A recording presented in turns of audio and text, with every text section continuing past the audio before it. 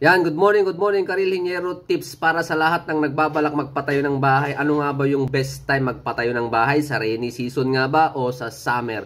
Ayan ang ating pag-uusapan sa videos na to mga idol. Okay, so ang pinaka the best time na magpatayo ng bahay mga idol is etong summer mga idol. Bakit nga ba? Mas productive ang ating mga tao. Wala silang alalahanin na mababasa sila. Okay? Kahit mainit mga idol. Pero kung sa rainy season ka magpapatayo ng bahay mo mga idol, okay, mas madaming problema. Bakit nga ba? Pwedeng mabasa yung mga semento mo o yung mga materials mo, kakalawangin, o kung dumating yung bagyo, mababagyo ka. Okay, yung mga equipments mo masisira. Okay, yun yung kailangan mo i-consider.